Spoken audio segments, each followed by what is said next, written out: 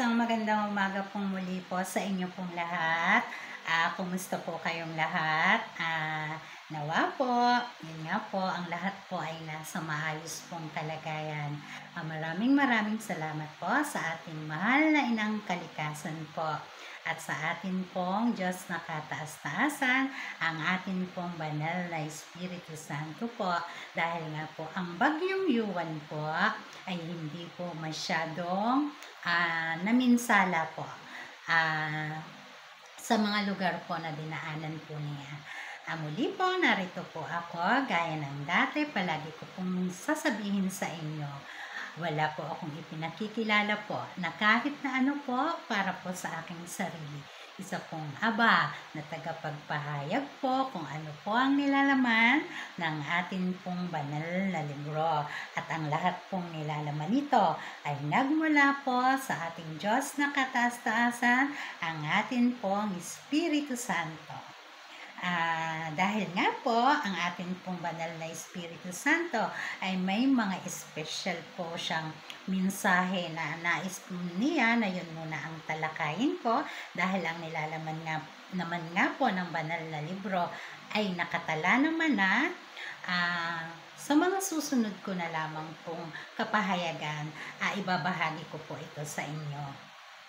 Ang ating pong kapahayagan ngayon pong araw na ito ay masasabi ko na hindi ko nga po alam kung paano ko muli ito sisimulan po sa inyo. Pero ayon po sa ating banal na Espiritu Santo, kailangan pong kayanin ko, dahil nga po kung hindi ko nga daw po ipapahayag at kung hindi daw po ako, ay sino daw po ang magpapahayag nito para po sa inyo pong lahat, sa ating pong lahat. Ayon po sa ating banal na Espiritu Santo, ang mundo daw po, buong mundo po to, hindi lamang sa Pilipinas, mula pa po nung unang-una ay mayroon daw pong isang karamdaman na magmula pa po nung unang-una ay naandyan na yan. At kahit daw po sinong pinakamagaling na doktor o mga scientifico ang nag-aral po o tumutuklas po para po itong karamdamang ito ay mabigyan po ng lunas, ay ni isa daw po ay wala daw pong makapagbigay po ng karampatang lunas po para dito. Ang karamdaman daw pong ito ay maaari pong binabaliwala lang po ng lahat po ng mga tao. Subalit ito daw po unti-unti po, yun daw pong maamo nating mata, unti-unti daw po ay nagiging mabagsik at mapanlisik ang dating maamo nating mukha ay nagmumukhang aburido, stress at mabangis. Ang alam natin, dahil maraming problema, stress o pagod lang po ang lahat ng yan. Pero ang katotohanan daw po, ang nasa likod daw po niyan, ayun daw po sa mga kinakain po natin na naikarga po sa ating katawan. At ayon po sa ating banal na Espiritu Santo, ang karamdaman daw po na yan ay nagmula po doon nga po sa mga mula pa po nung unang-una na naghahangad nga po na taglayin nila ang isang kapangyarihan na higit pa po sa Diyos na kataas-taasan. At para sa kanila, kapag nataglay nila yan, ay magiging sila po ay makapangyarihan. Ang pagkauhaw po sa dugo ng tao at ang pagkagutom po sa laman po ng mga ito. Ayon po sa banal na Espiritu Santo, wala ni isa man ang may kakayanang aminin yan. Kaya ayon po sa Kanya, ang inyo daw pong abang lingkod, ang asin ng sanlibutan. At ako lamang daw po ang nag-iisang makakatugon dyan po sa karamdaman pong yan. Pagkamat sobrang mahirap din po sa parte ko, Dahil ako po'y napaka-ordinaryo. Wala po akong kapangyarihan na kahit na ano. Pero ayon po sa banal na Espiritu Santo, ang hamak ninyong lingkod, ang asin ng sanlibutan. At ako lang daw po ang makakatugon o makakapagbigay ng lunas sa karamdaman po na yan sa buong mundo po. Yan daw po ay lumalaganap at laganap sa buong sanlibutan na ang espiritu daw po ng mga tao, bagamat mukhang tao, pero ang espiritu daw pong sumasa kanila sa bawat pagdating po ng panahon ay nagiging mabangis at mabagsik po ito.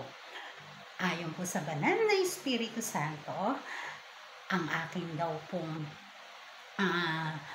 ang asin daw po na nanggaling sa poder ko na meron po akong napakasimpleng gagawin, ayun daw po ay tutunawin ko sa tubig at yan daw po ang ipaliligo ko doon po sa mga taong naniniwala po at interesado po. Subalit sobrang dami ko pong katanungan kung paano ko ito magagawa, sino ang maniniwala, sino ang magtitiwala, at paano ko yan maiisa katuparan. Ganun ang inyong abang lingkod, sino ang aking makakasama sa aking paglalakbay.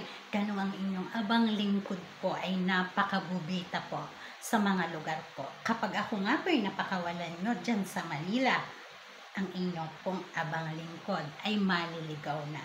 Marami pong katanungan. Subalit ako po'y nagtitiwala na maaaring sa mga susunod pong kapahayagan ko ay magiging organisado po o mas malinaw po sa akin ang lahat. Ayon po sa kanya, kailangan daw pong meron po akong gawin. Kailangan daw po maipahayag ko dahil dito po tayo magsisimula. Paano po tayo makakarating sa Hardin ng Eden kung nanlilisik ang mga mata natin, kung ang dating maaamo nating mga mukha po ay nagiging mabangis po.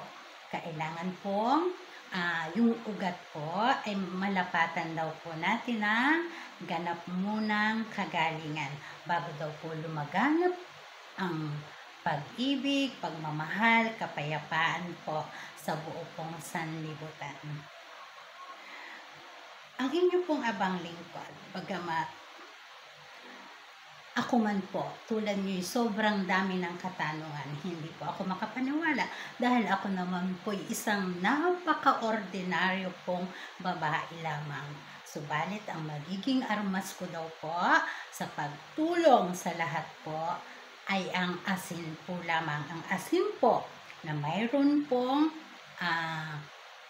sangka po na tanging ang banal na Espiritu Santo po at ang abang lingkod nyo po lamang ang nakakaalam.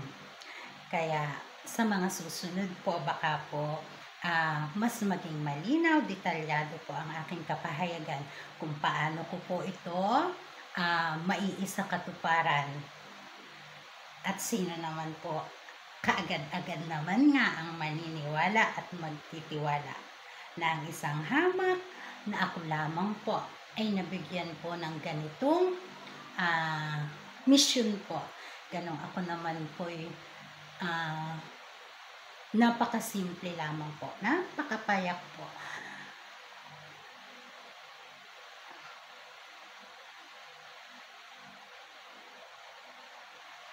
Ako ang gamot. Ako ang asin ng sanlibutan. At yan po ay akin pong ganapong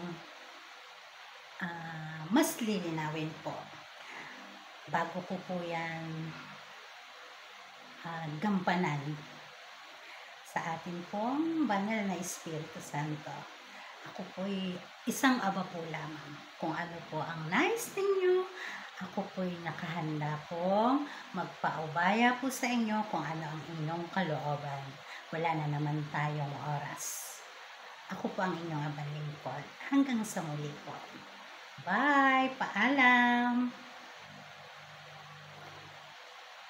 Mabuhay po tayo pong lahat.